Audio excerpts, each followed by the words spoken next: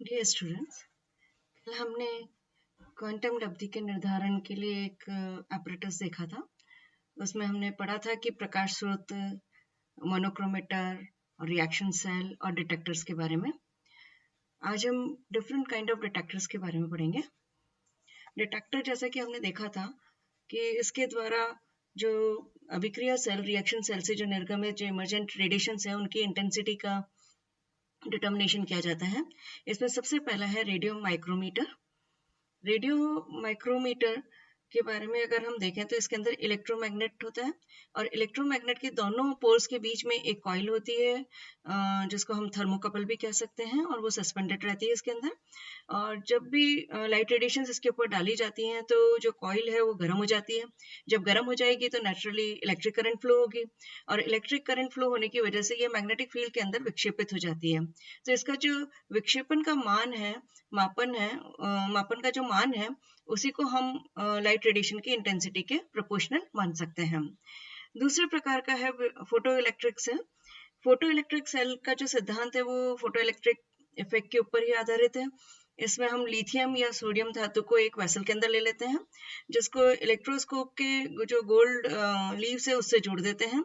और जब भी लाइट रेडिएशन इन धातु के ऊपर जैसे ही आपतित होगी, इंसिडेंट होगी, तो ये जो मेटल के जो एटम्स हैं वो इलेक्ट्रॉन्स को लूज करेंगे और वहां पर पॉजिटिव आयन बना लेंगे और इसकी वजह से जो गोल्ड लीव्स हैं वो डाइवर्स हो जाती हैं और इस प्रकार जो स्वर्ण पत्तियों का अपसारण है, जो उनका डाइवर्जन है, और इलेक्ट्रॉन के जो एमिशन का जो वेलोसिटी है, उत्सर्जन का जो वेग है, और अमीटर में जो विद्युत धारा का मापन हम करते हैं, जो इलेक्ट्रिक करंट जो फ्लो हो रही है उसका जो मेजर है, उनके द्वारा, और विकिरणों की जो हम आवृत्ति है या इंटेंसिटी ऑफ रेडिएशन है उसका हम डिटरमाइन कर सकते हैं। ये मेथड यूजुअली बहुत लो फ्रीक्वेंसी वाली जो लाइट रेडिएशंस है उनकी इंटेंसिटी के मापन के लिए इसका उपयोग किया जाता है। थर्ड है केमिकल एक्टिनोमीटर। केमिकल एक्टिनोमीटर के अंदर फोटो सेंसिटाइजर, गैस मिक्सचर होता है या सॉल्यूशन का भी उपयोग कर सकते हैं। इस डिवाइस की जो कार्यप्रणाली है, वर्किंग है, वो इस सिद्धांत पर आधारित है कि निश्चित मात्रा में विकिरण के अवशोषण के द्वारा एक निश्चित मात्रा में अभिक्रिया संपन्न होती है। अर्थात मतलब जितनी हम उसके ऊपर लाइट रेडिएशन इंसिडेंट करेंगे और जितना उसके द्वारा अवशोषण होगा उसी के हिसाब से वहां पर रिएक्शन संपन्न होगी। तो और इन अदर वर्ड्स हम ये कह सकते हैं कि जो अभिक्रिया का जो मापन है वो ही उसकी इंटेंसिटी के समान होता है। यदि हमें बहुत प्रिसाइज मैनर के अंदर रिजल्ट की जरूरत नहीं हो, नीड नहीं हो, तो उस केस के अंदर हम केमिकल एक्टिनोमीटर को उपयोग में लेते हैं। केमिकल एक्टिनोमीटर के तीन टाइप्स हैं। एक बुनसन रोशी एक्टिनोमीटर है, एडर्स एक्टिनोमीटर है, और तीसरा यूरेनाइल ऑक्सलेट एक्टिनोमीटर है। बुनसन रोशी एक्टिनोमीटर में हम देख सकते हैं कि इसके apparatus के अंदर यहाँ पर दो बल्ब हैं, एक ए बल्ब है और दूसरा बी बल्ब है। ए बल्ब में हाइड्रोजन और क्लोरीन गैस का मिक्सचर भरा हुआ रहता है और उसके नीचे जो है वाटर हम भर देते हैं और ये एक ग्रेजुएटेड ट्यूब के द्वारा बी बल्ब से कनेक्टेड रहता है। जब हम ए बल्ब को इरेडिएट करते हैं, जब इस apparatus के ऊपर रेडिएशन को हम आपतित करते हैं, इंसिडेंट करते हैं, तो उस स्थिति के अंदर हाइड्रोजन और जो क्लोरीन है ये दोनों रिएक्ट करके HCl बना लेते हैं और ये जो HCl है वो ए बल्ब में जो उपस्थित वाटर है उसके अंदर डिसॉल्व होने लगता है। तो उस स्थिति के अंदर जो बी बल्ब है वहां से वाटर का फ्लो सी के थ्रू होता हुआ ए के अंदर आ जाता है और बी से जो ये फ्लो होता है उसमें जितनी जल प्रवाह की मात्रा है या दूरी जो है वो ही जो प्रकाश विकिरण है, लाइट रेडिएशन है, उसकी इंटेंसिटी के समानुपाती मान लेते हैं, प्रोपोर्शनल हम मान लेते हैं। दूसरे टाइप का है एडर्स एक्टिनोमीटर। एडर्स एक्टिनोमीटर को एडर ने 1979 के अंदर प्रपोज किया था। इसके अंदर इन्होंने जो सिस्टम के अंदर मर्क्यूरी क्लोराइड और अमोनियम ऑक्सलेट को लेकर और प्रकाश विकिरण को आपतित की गई। इनकी जो रिएक्शन हुई उसकी वजह से वहां पर CO2 और मर्क्यूरस क्लोराइड बना और अमोनियम क्लोराइड बना और इस रिएक्शन के कारण जो यहाँ पर मर्क्यूरस क्लोराइड या CO2 की जो मात्रा है उसको हम ज्ञात कर लेते हैं, और ये मात्रा ही जो है वो अवशोषित विकिरण की तीव्रता के बराबर मान ली जाती है। थर्ड टाइप का एक्टिनोमीटर है यूरेनाइल ऑक्जेलेट एक्टिनोमीटर। इस प्रकार के एक्टिनोमीटर के अंदर हम ऑक्जेलिक एसिड का एक्वस सॉल्यूशन जिसकी कंसंट्रेशन 0.05 मोलर है, और यूरेनाइल सल्फेट का सॉल्यूशन जिसकी कंसंट्रेशन 0.01 मोलर है लेते हैं यहाँ पर काम में। और जो यूवी लाइट और जो वायलेट रीजन है उसकी रेंज हम 235 से 435 nm के बीच में रखते हैं, क्योंकि यहाँ पर यूरेनाइल जो ऑक्सलेट सॉल्यूशन है वो एक फोटो सेंसिटाइजर की जैसे एक्ट करता है। जब इस प्रकार की इस जो 235 से 435 की एनएम की जो रेडिएशन जब इसके ऊपर इरेडिएट की जाती है, तो ये जो यूरेनाइल ऑक्सलेट है ये प्रकाश को अवशोषित कर और एक्साइटेड स्टेट के अंदर आ जाता है। एक तरीके से ये फोटोसेंसिटाइजर का हमने पहले भी बताया कि ये काम करता है। अब ये अपनी एनर्जी ऑक्सैलिक एसिड को देता है, जिसके फलस्वरूप इसका जो CO2, CO और H2O के अंदर इसका अपघटन हो जाता है, डिकम्पोजिशन हो जाता है। और प्रयोग के बाद में हम ऑक्सैलिक एसिड की जो कंसंट्रेशन है, मात्रा जो है, उसको हम पोटेशियम परमैंगनेट सॉल्यूशन के साथ में टाइट्रेशन के द्वारा ज्ञात कर लेते हैं।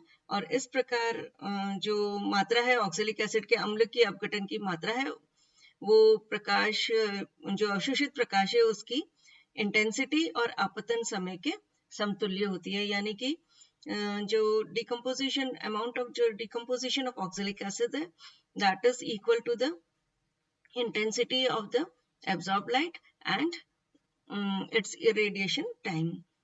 सो इस प्रकार हम इसके द्वारा भी प्रकाश विकिरण की तीव्रता को हम ज्ञात कर सकते हैं। नेक्स्ट जो हमने देखा था वहां पर थर्मोपाइल है एक प्रकार का डिटेक्टर, और दूसरा एक डिटेक्टर और था जो गीगर मुलर काउंटर है। थर्मोपाइल जो है ये इसको ज्यादातर कैलिब्रेट, सबसे पहले हम स्टैंडर्ड लाइट सोर्स के द्वारा इसको हम कैलिब्रेट कर लेते हैं, और अर्थात मानक प्रकाश स्रोत के साथ इसको अंशोधित कर लिया जाता है। इसके अंदर मेटल्स की सीरीज होती है, और ये मेटल्स की सीरीज जो है ये गैल्वेनोमीटर के द्वारा जुड़ी हुई रहती है। और जो मेटल्स हैं इनका एक सिरा लैम्प ब्लैक या प्लेटिनम ब्लैक के द्वारा कोटेड रहता है, और जो थर्मोपाइल है उसको हम एक कांच या क्वार्ट्ज के वेसल के अंदर रखते हैं। जब भी इसके अंदर ये रेडिएशंस इरेडिएट की जाती हैं तो उस स्थिति के अंदर जो इनकी ब्लैक जो मेटल सरफेस की जो ब्लैक सरफेस है वो ये वाला जो एंड है इसका वो गर्म हो जाता है, और थर्मोपाइल के क्योंकि दोनों सिरों के ताप में अंतर आ जाता है, इस अंतर की वजह से वहां पर करंट फ्लो करने लगती है, और जो करंट फ्लो का जो मात्रा है उसी को हम जो मान है उसका उसी को हम जो एब्जॉर्ब लाइट है उसकी इंटेंसिटी के बराबर मान सकते हैं।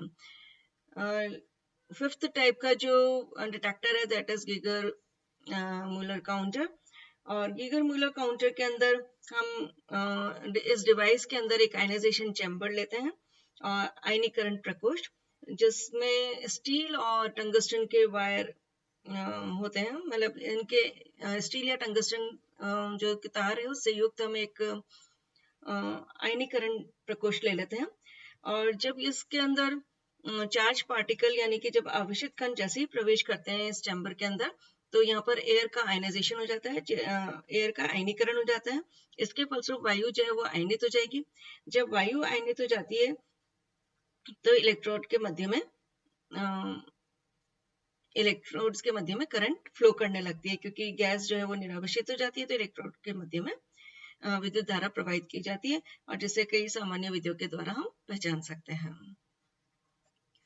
Now process for determination of quantum yield of a photochemical reaction. जो ये इसकी जो प्रक्रिया है कि इस एपरेटस के बाद में इस एपरेटस को हम सबसे पहले सेट कर लिया। सेट करने के बाद में हम डिफरेंट जो वेवलेंथ्स हैं उनके रेस्पेक्ट में अलग अलग जो तरंग दैर्घ्य वाली जो विकिरण है उनके रेस्पेक्ट में हम उसका मानकीकरण कर लेते हैं, स्टैंडर्डाइजेशन कर लेते हैं।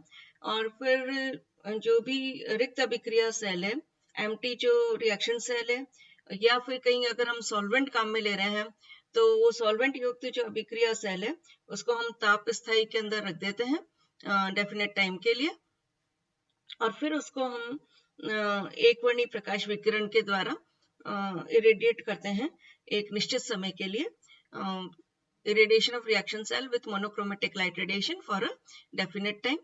और उसके बाद में हम जो difference of readings है when empty cell is used and when reactant is filled in it, इन दोनों प्रकार की जो रीडिंग है उनका हम डिफरेंस ले लेते हैं, और जो आई एब्जॉर्प्शन है, intensity of absorbed light radiation है is equal to total absorbed energy divided by volume of reaction mixture into time, और time is expressed in second here. तो इसके द्वारा हम इसको बार बार हम पुनरावर्तन करते हैं, पुनरावर्तन करने के बाद में हम इसकी वैल्यू निकाल लेते हैं, रिकॉर्डर से पाठ्यांक ले लेते हैं, और इसके द्वारा दोनों पाठ्यांक का जो अंतर है वो डेफिनेट टाइम के अंदर हम निकालते रहते हैं, और उस जो टाइम हम ज्ञात करते हैं और जो ये रीडिंग्स लेते हैं उसके बेसिस पर हम इंटेंसिटी को एग्जैक्टली कैलकुलेट कर सकते हैं. Now rate of the reaction may be determined by withdrawing small amount of reaction mixture at a small interval of time by measuring or by measuring any change in physical properties. So अभिक्रिया की जो वेग है उसको हम reaction mixture में से थोड़ा थोड़ा अमाउंट निकालते रहते हैं और कुछ इंटरवल ऑफ टाइम पर, और उसके द्वारा हम रेट ऑफ रिएक्शन निकाल सकते हैं, या हम कोई भी फिजिकल प्रॉपर्टी लेकर, रिएक्टेंट की फिजिकल प्रॉपर्टी लेकर उसमें चेंज को नोट कर टाइम के साथ, और वो भी हम उसके द्वारा भी हम रेट ऑफ रिएक्शन कैलकुलेट कर सकते हैं. इस प्रकार क्वांटम यील्ड जो है that is equal to the number of reactant molecules reacting per second divided by number of quanta of absorb light radiation. तो ये हम इस फॉर्मूले के द्वारा फाइनली हम क्वांटम लब्धि, किसी भी प्रकाश रासायनिक अभिक्रिया की क्वांटम लब्धि को ज्ञात कर सकते हैं. जो क्वांटम लब्धि है उसकी यूनिट जो है वो मॉलिक्यूल्स पर क्वांटम और मोल पर आइंस्टाइन होती है.